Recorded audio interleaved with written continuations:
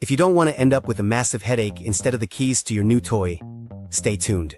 Because I'm going to explain what you should never do when buying a used car. To start off on the right foot, let's go over the typical situation. We find the ideal car in an ad, the price seems fair, and at first glance, everything looks great. However, when we rush into the purchase, it's easy to overlook fundamental details, such as the actual condition of the engine, the transmission, the vehicle's history, and countless factors that can complicate the experience of owning a car. And watch out, it's not about distrusting every seller, but about being cautious, since you never know if the previous owner properly took care of that car or if the dealership carried out the necessary inspection. Here we are going to take these points and break down, one by one, the essential aspects to make your purchase much safer. Mistake 1. Not conducting a prior inspection. Have you heard the saying, better safe than sorry? Well, it applies perfectly to buying a used car. The first big mistake that many people make is not having a prior inspection done by a trusted mechanic or a specialized workshop. Many people rely solely on the test drive, or worse, on the seller's word, and assume that the car is in perfect condition because that's what they were told. Serious mistake. Remember that, unfortunately, not all sellers are honest, and even if some are, many times they themselves do not know the potential defects of that vehicle in depth. The pre-inspection is not just about checking if the engine is clean, if there are strange noises, or if the brakes work. You need to conduct a more thorough review, checking details like the condition of the hoses, oil and fluid levels, tire condition, electrical systems, suspensions, and, in general, all key components.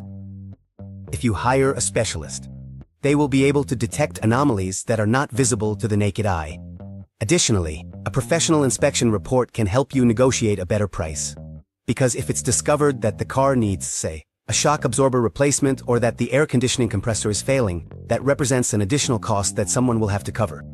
Now, you might be thinking, but how do I find a trustworthy mechanic? Sometimes you don't have to look too hard. If you have a family member or friend who knows about cars, it's worth inviting them to see the vehicle before buying it. If not, many workshops offer paid inspection services and provide you with a detailed report of their findings. Investing a little money in this review can save you enormous amounts in the future. Imagine discovering that the transmission is in bad condition only after signing the contract. That would definitely be a headache and a hit to your wallet. On the other hand, keep in mind that not all problems are an absolute barrier to purchase.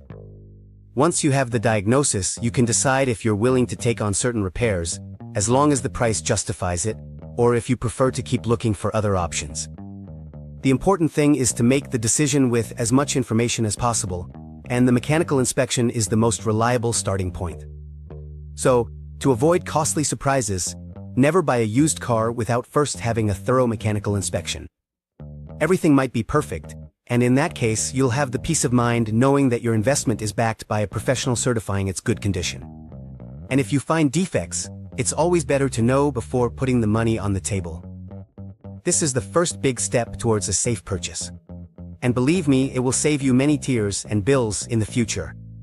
Let's move on to the next mistake you should avoid at all costs.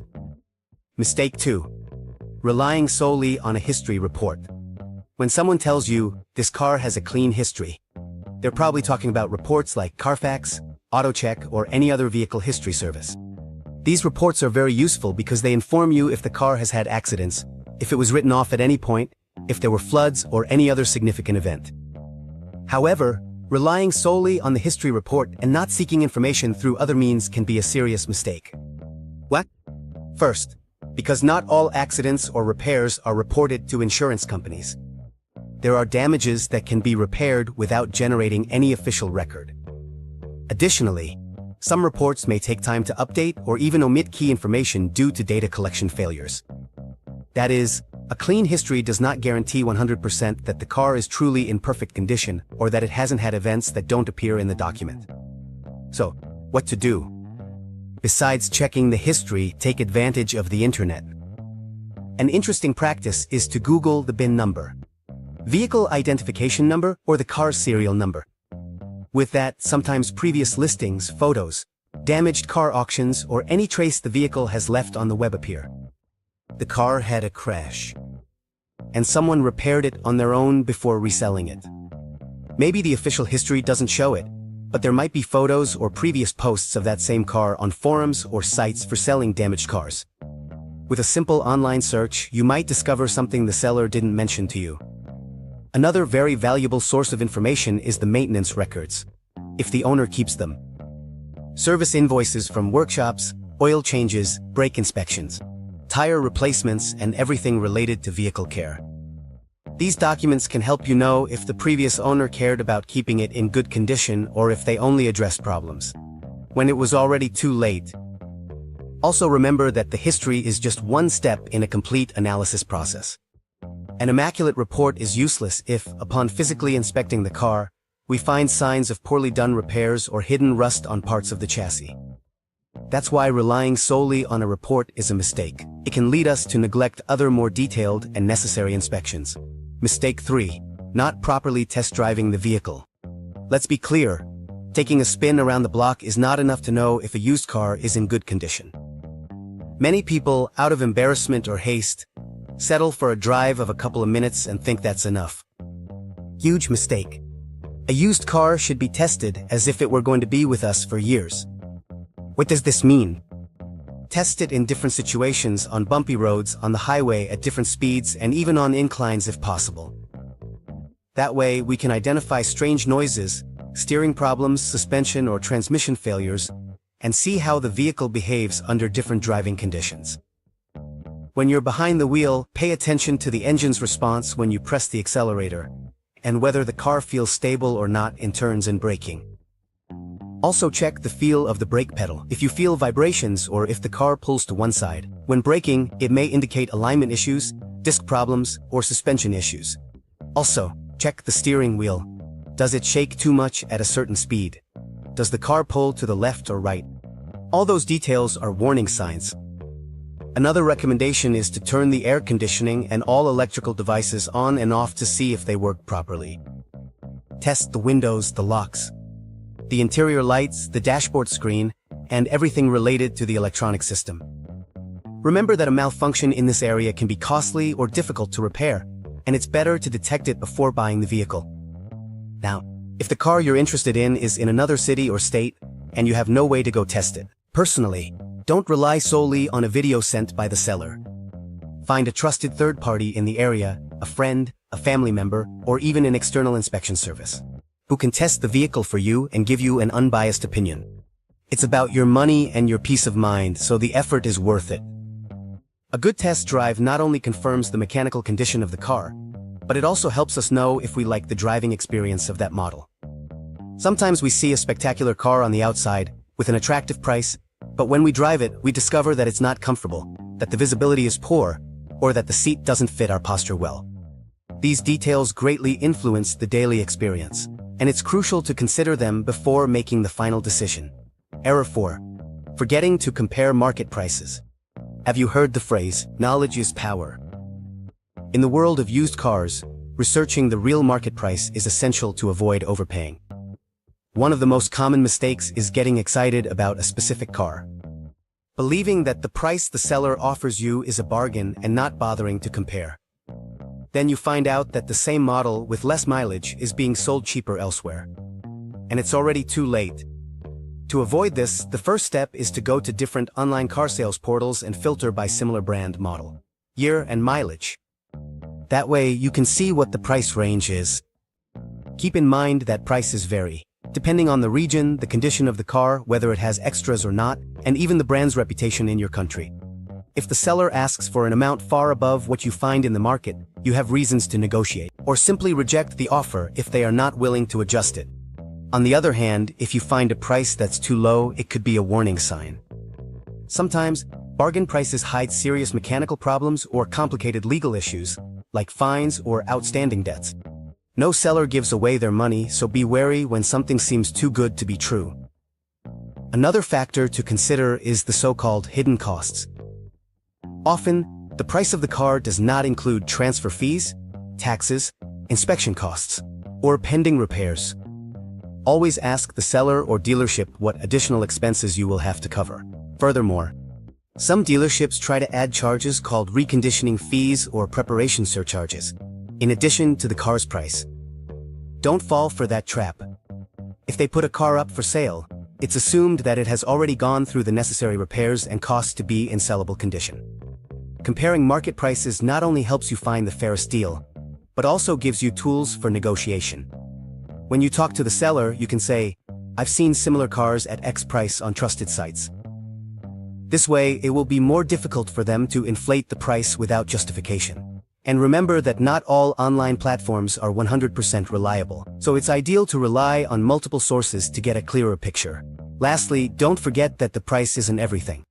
Sometimes it's worth paying a little more for a car that's in excellent condition and has an impeccable maintenance history, rather than saving a few dollars and later investing much more in repairs. The important thing is that you know in advance what is the reasonable range in which the vehicle moves, so that the excitement of the purchase doesn't lead you to invest your money poorly. Now, let's talk about another mistake that is frequently made and can cost us a lot in future headaches. Mistake 5. Paying unjustified extra charges. Imagine this scene. You've already checked the car, done your test drive, the price seems reasonable, and you're ready to close the deal. But at the moment of truth, the seller or dealership presents you with a long list of extra charges. Whether it's for documentation, supposed deep cleaning, or the infamous reconditioning fee. Suddenly, the final price of the car has increased by several hundred or even thousands of dollars. Does that sound familiar? This is a very common trick in some places to increase their profits at the expense of unsuspecting buyers. The mistake here is accepting all those charges without questioning them. In most cases, the cost of reconditioning a car, meaning cleaning it, checking certain parts, and replacing commonly worn parts, should already be included in the sale price.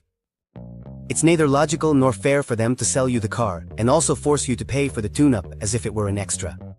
If the seller tells you the price is X and then adds $500 in administrative fees and another $300 for aesthetic details, question everything. Ask for clear explanations, and if they have no justification, demand that they remove those charges. Some charges that are valid include taxes and fees required by local law, or title transfer costs, as those are indeed part of the bureaucratic process.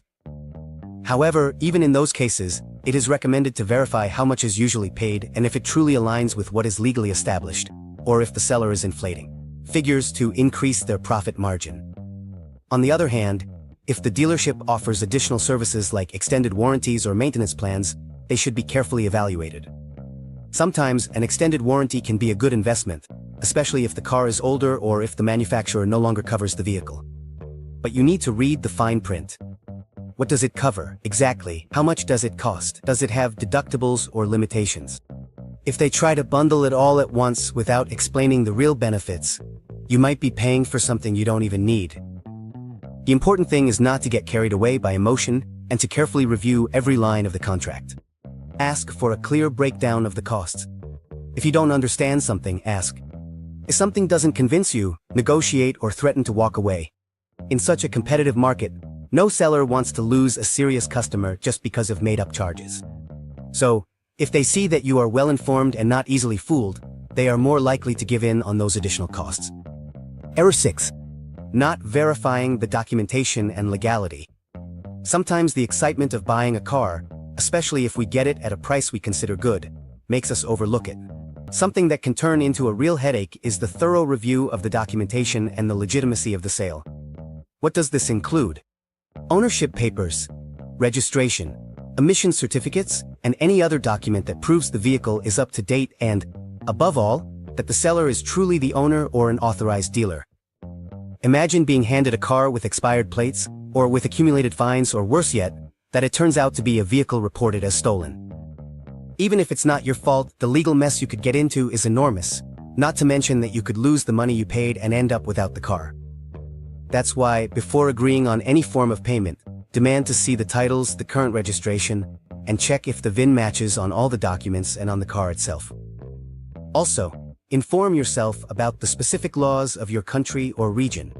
In some places, the buyer is the one who assumes the transfer, and in other places it is divided with the seller. The same goes for the emissions inspection or vehicle verification. Some states require it to be current at the time of the sale. If this is not fulfilled, you might be forced to cover fines or additional inspections. Another key point is to sign the sales contract properly, detailing the price, the agreed conditions, and the delivery date. If you buy it at a dealership, thoroughly review the contract. If it's a private sale, draft a simple agreement, but include all essential information. Preferably, do it with witnesses or before the local authority responsible for vehicle procedures. It's important to remember that some informal sellers promise to deliver documents later or as soon as they receive them, and that's a red flag. The advisable thing is not to conclude the purchase until you have everything in order. Otherwise, you might encounter unpleasant surprises when trying to register the vehicle in your name and discover that it wasn't as simple as it seemed. Error 7. Getting carried away by haste or emotion. Who hasn't gotten excited upon seeing the car of their dreams at a tempting price? It's normal for your heart to race and want to rush to buy it before someone else beats you to it. However, acting in haste and under emotion is one of the most dangerous mistakes when purchasing a used vehicle. When we let our feelings take over, we tend to overlook important details and don't negotiate with a clear head. The seller, if they are clever, will notice your enthusiasm and might use it to pressure you into closing the deal quickly. There's another interested person. They could buy it today if you don't make up your mind. These kinds of phrases are common, and although they can sometimes be true, other times they are just tactics, so that you don't have time to properly check the condition and documentation of the car. Don't get caught up in that rush. A car is not a chocolate bar or a t-shirt, it's a major investment that requires thought and thorough checks. Emotion can also lead you to ignore small defects. You tell yourself, well, that's not so bad. I'll fix it later. But adding defect after defect. In the end, you end up with a list of costly repairs that will cause you financial stress. Or you might overlook a serious defect in the transmission, brakes, or engine because you've already imagined how great you'd look driving it. In that sense, it's always best to have a plan B. Keep in mind other models or similar cars that might also interest you, so you don't feel like it's the end of the world if you don't get that particular car. Another aspect related to emotion is the brand. Sometimes we become infatuated with a specific brand, without considering that the spare parts market is expensive or that the reliability of that specific model isn't the best. Be rational. Research reliability rates, spare parts prices, and maintenance costs of the brand. What you want before making the decision. You might love the aesthetics and prestige of a car, but if every visit to the shop is going to be a financial drain, there might be other more sensible options. Lastly, rush is also the enemy of mechanical inspection and test drives. If we are in a hurry, we might skip essential steps, like the ones we already mentioned, test driving in various conditions, checking with a mechanic, verifying documentation, etc. Remember that nothing is more expensive than buying in a rush and then discovering a problem that ruins your experience or makes you spend more money. If the seller doesn't want to give you the necessary time to properly review everything, it's best to walk away.